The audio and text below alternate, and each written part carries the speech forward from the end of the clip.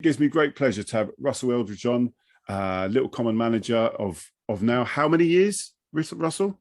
So last year I celebrated, it was a 10-year anniversary midway through last year. So so 10 years player manager down at Little Common. So it's been a long time. I think I'm the second longest serving manager in the county league. Yeah, a lot of marriages don't last that long, Russell. You're absolutely right. We'll tuck into that later. So, Russell, just going back a little bit through your backstory, Russell, a lot of Hastings fans would know because he was, what a lot would say, like a cultured midfield player. You made over, as I said, I got my notes here, over 245 appearances for Hastings. I mean, there's obviously loads of memories there. I know you were part of that. Was it the 06-07 promotion side? I mean, any memories from that?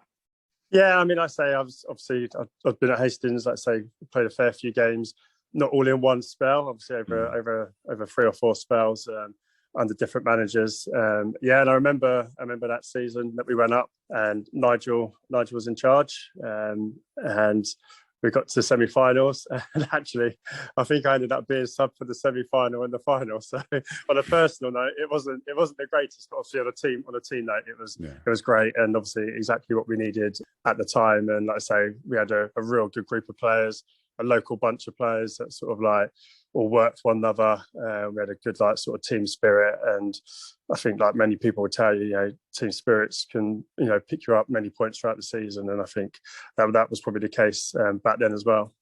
I mean, any particularly favourite players or favourite moments you have from your time playing those the 3-4 spells you had playing for Hastings? Yeah, I mean, I guess I played under a number of different managers, and I think probably one of the best, or one of the people I remember working under, my favourite manager probably was Steve Lovell. Sort of back in the day, obviously he's gone on to bigger things and managed in the Football League, and he was he was a really good sort of people person, and a great knowledge of the game and whatnot. But yeah, he was one of the ones up there. And then you played under the Tony Dolbys and the Mike Rutherfords, who are completely different in terms of their approach. But again, really well, well respected by all the people that played under them as well. So yeah, a number of different managers with different sort of things, and I guess that's probably led me to pick up some things in my sort of management and the way I sort of do things. Is there anything in particular you felt that you picked up from those managers? Yeah, I just guess I think the way that you kind of I guess one thing I would say is obviously I think football's changed and evolved and is quite different, as changed in that last sort of 10, 15 years kind of thing. But yeah, just where they sort of talk to people, look after people, just the real basics. And it may be sort of different sort of tactics and styles and how simple do they make it or how complicated they make it, and just in those sorts of ways really. So I think, I just, I think I'm always learning, always evolving, still doing that now, and sort of tap into people, and whether that's local people, whether that's obviously doing your own research and on the internet, looking at sort of professional managers as well. So it's it's an ever evolving game, and there's no one right way or wrong way of doing it. That's the thing. Going back to players wise, I think, obviously I played with a number of great players at Hastings, but the one that's kind of always stuck out to me is Sammy Adams. I know the fan favourite there.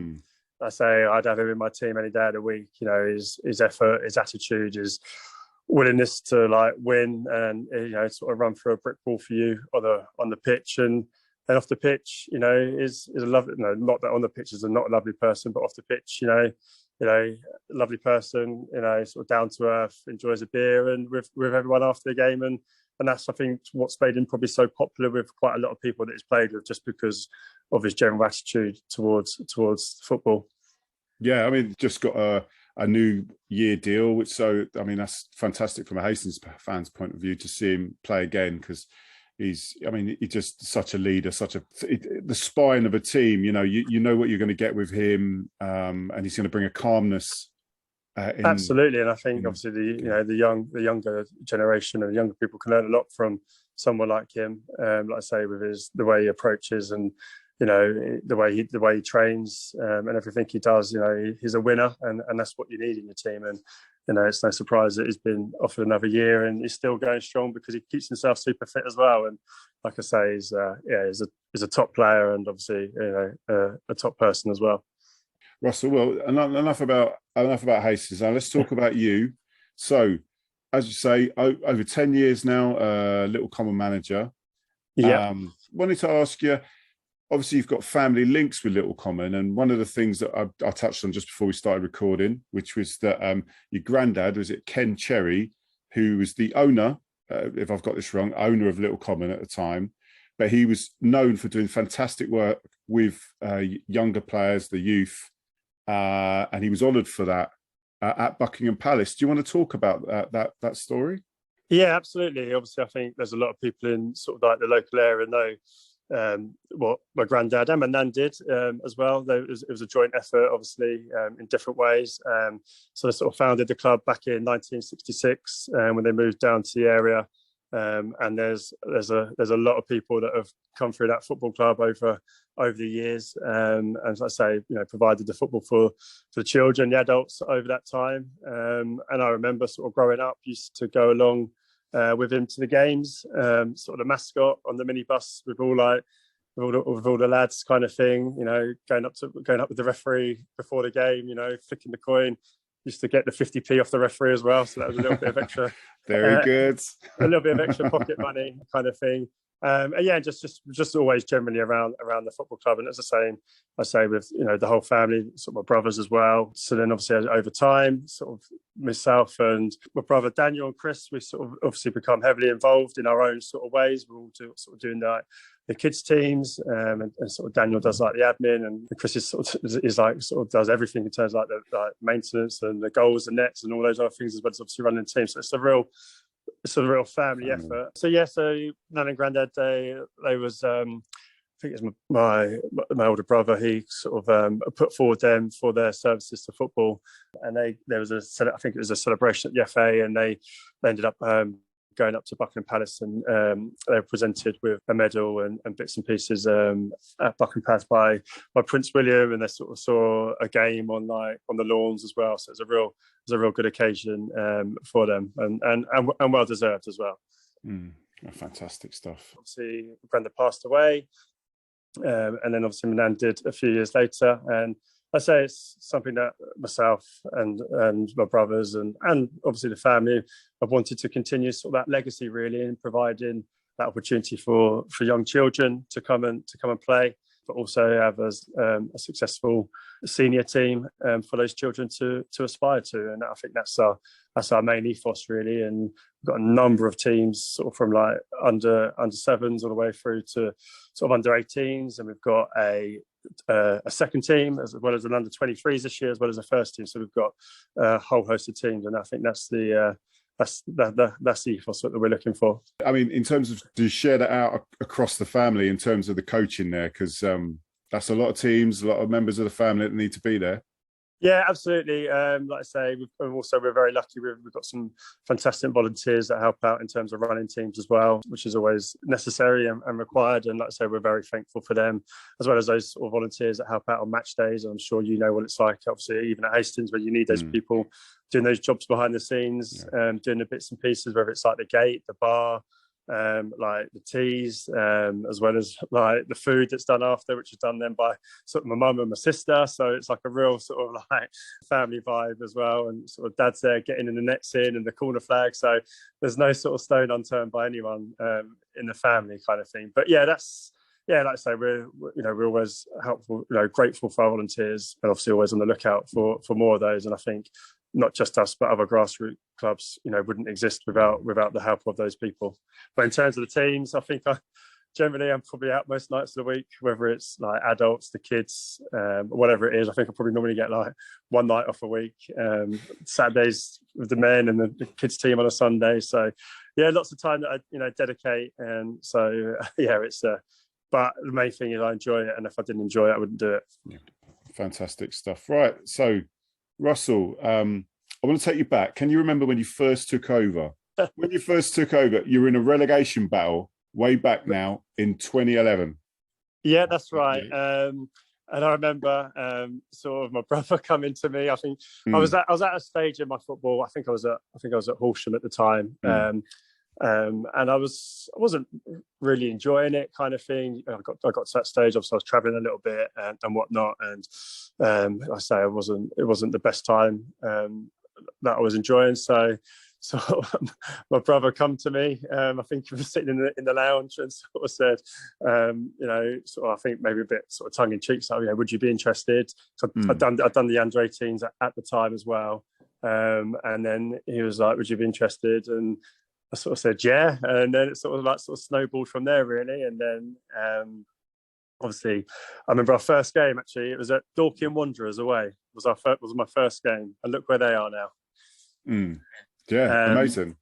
I'm looking at that season. You won 2-0 against Storrington on the final day to keep you in the SCFL Div 1. Yeah, that was right. Yeah, because otherwise we would have been relegated back down to intermediate football. But yeah, we won. I remember Sam Brown. I think he didn't score many goals, but he put one in the top corner from the edge of the area, sort of to secure the victory. And I think the rest is history after that. In terms of where we are now, how we've developed, how we've evolved, where we're at. It's fantastic.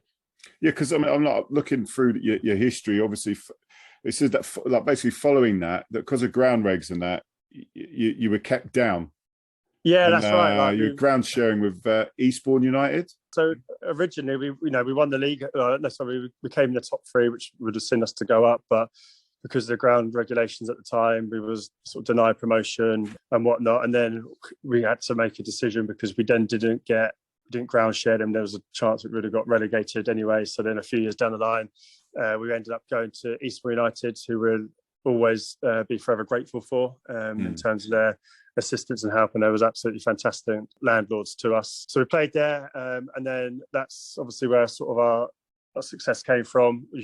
You had to play there for a year before you could be promoted, and then we ended up winning the double, the League and Cup. 2017, the League and Cup double, which was good to see us then promoted back up to see us promoted into the Premier League as it is. And I say we've been there since, even with sort of the curtailed seasons for COVID. So it's been a long journey. It's been a long journey getting back to Little Common, and I think obviously being back there this year has been amazing. Yeah, I mean, in terms of just quickly on COVID, because no one likes COVID. We would just forget about that. But how did you guys cope with the COVID situation? Yeah, it was. I guess in a way, I think everyone sort of saw it differently. Everyone managed it differently. Everyone had different views and opinions on it, depending obviously the level they were at, where they were in the position, and whatnot. I think obviously that first season when it came around, we was sort of in mid-table. So I guess selfishly, it didn't really affect us. We was never going to go down, and we was never going to do anything in terms of up the league. So it didn't really affect us in that way. But I remember our last game was away at Pagham on that. I think Sam Cropler scored a hat-trick actually that day for us. So, and then obviously after that, it's just a bit weird how 1 week you're playing and the next week stuff's coming through. You might be playing, you might not be playing, and all of a sudden you're not playing, and then all of a sudden it's the end of the season, and and that's where it was at really. Oh, okay. Please correct me if I'm wrong, but this season is one of your highest placed in the Premier League, wasn't it? This last season. Yeah, we managed to secure a top 10 finish. We had a great start to the season. We had in terms of winning games and picking up points, and unfortunately we lost key players in terms of injuries and then suspensions and availability, as you do at our level. And it's not excuses, but that had an effect on us. And then sort of we had a tough time in the middle of the season, then we managed to sort of pick up again after Christmas. So it's sort of a season of what probably could have been at times in terms of where we could have finished, but that's the level we play at, and we have to do the best in terms of the resources and bits and pieces that we have. So I always credit the boys, and always very thankful for them for their efforts, because it's hard work, giving up their time in terms of training and match days, and it's I think sometimes people forget that they give up their time to do that. Obviously the recreational grounds. I've been looking at getting half decent attendances for this level, and that you've got quite a lively little fan base turn up. I mean, you've had up to 200 there this season. Yeah, no, I think certain games we have, obviously, like the more local teams that we play against, obviously you have more people turn up, and I think the important thing was getting us back into the area and obviously getting that local community back, because we had the hardcore that used to come over to Eastbourne, but it's nothing like being at home. And obviously, especially for some of the older supporters, being able to get there in terms of the ease, in terms of the ground, and also for our parents and the children that play in the younger teams. They're the sort of people that want to track to the games. And I think, obviously it all depends on what's going on in the area, who else is at home, and bits and pieces. But we're normally around that sort of 100 mark. And obviously sometimes it can go above that as well. So that's something that we'll look to build on this year. If we can get those crowds in, obviously the more successful we are, the more likely you are to get people in. Yeah, I mean, I was just going to touch on Sidley as well. Sidley were sharing with you at one point, weren't they? Yeah, that was right. They had we had an agreement with them that they obviously was ground sharing with us, and then obviously things happened at their club this year in terms of change of management and bits and pieces, and they've changed leagues, and they just sort of then contacted us to say that they wouldn't be requiring to use our ground this year. So they've obviously, I think, gone back to play at Who this year, because I think playing obviously in the Sussex League, they probably don't require the same ground grading as what you do in sort of mid-Sussex Prem. No, I mean, in terms of an impact on your club, though, I presume that they gave money to be there. I mean, is in terms of the security of the club, everything fine there? I mean, going into the new season? Yeah, everything will be fine there in terms of that. So that's, we also have our sort of our six-a-sides in the summer, which obviously help generate funds and bits and pieces, which also helps us to run as a club throughout the year in terms of like pitches, referees, and other bits and pieces for the kids and whatnot as well. So it helps us that way. But this year as well, we're reintroducing a under 18s and an under 23s, which we haven't had for a few years. Obviously, not being at home. So in terms of pitch, it's going to obviously get use on the pitch as well. Who's your groundsman? Your groundsman's Gav the ump. Yeah, well, to be fair, Simon helps us a lot in terms of. Oh, is it Simon from? Well, he doesn't do the ground, but we're very helpful. We go to him for advice. He helps us do bits and pieces. Then we've got a local sort of gardener guy called Davies, and they sort of do the grass cutting sort of from week to week. So it's and then I do the line marking. So it's a real team effort. Oh, brilliant! Yeah, well, I'd say because Simon could be quite the grumpy one when it comes to his pitch. So nothing but kind words to say about Simon. He's always been very kind and very miracle worker. To us. Yeah, he is. The work that he does is fantastic. Yeah.